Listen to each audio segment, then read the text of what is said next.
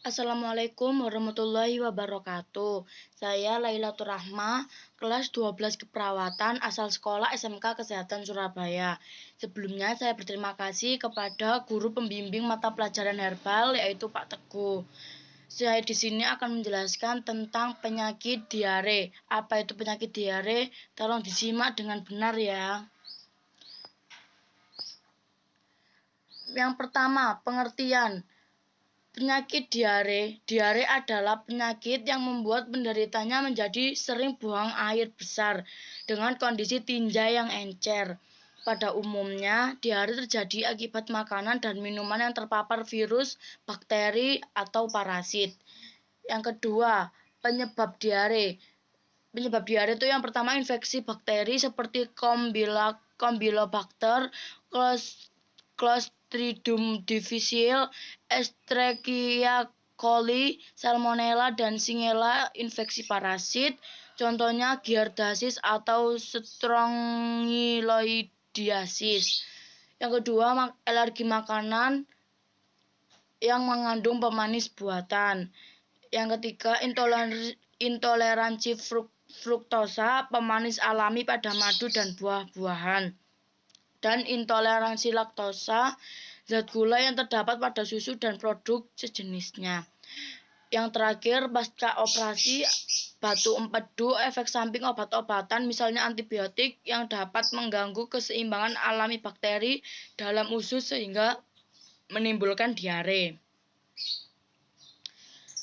Selanjutnya, patofisiologinya atau perjalanan penyakit kok sampai bisa diare itu di patofisiologi.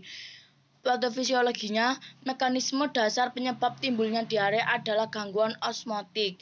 Makanan tidak dapat diserap akan menyebabkan tekanan osmotik dalam rongga usus meningkat sehingga terjadi pergeseran air dan elektrolit ke dalam rongga usus. Isi rongga usus berlebihan sehingga timbul diare. Lalu ada manifestasi klinisnya atau gejalanya.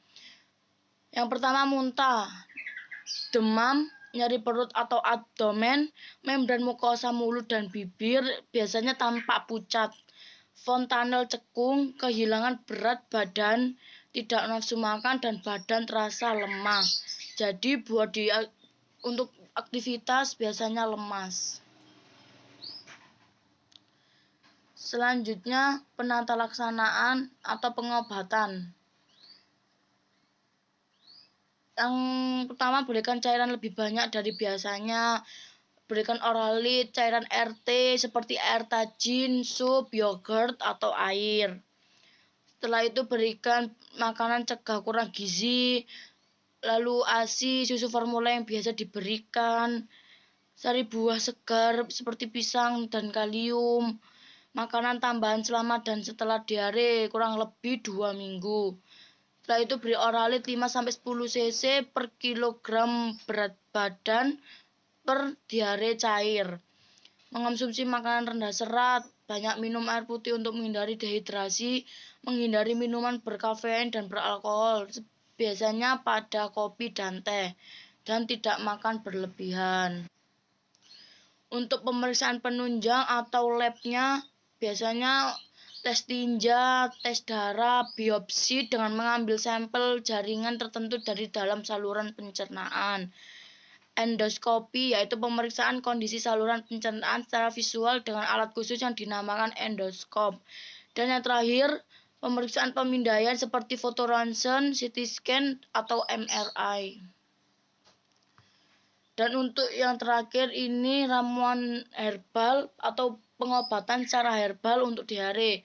Sebagai bahan absorben bisa menggunakan yang pertama, tempurung kelapa dihancurkan, kemudian direbus dan diminum airnya. Yang kedua, jali dibuat menjadi bubur dan dimakan. Biji jali banyak dijual di pasar, jadi tidak susah untuk mencari. Untuk cara penggunaannya, semua bahan direbus dengan 5 gelas air, disusutkan sampai menjadi 3 gelas. Setelah itu ramuan diminum 3 kali sehari selagi hangat. Yaitu penjelasan dari saya tadi. Apabila ada pertanyaan, silakan komen di kolom komentar ya. Dan jangan lupa untuk like, comment, and subscribe. Dan tunggu video saya selanjutnya. Dadah, terima kasih. Mohon maaf apabila videonya masih kurang-kurang ya. Mohon dimaklumi. Assalamualaikum warahmatullahi wabarakatuh.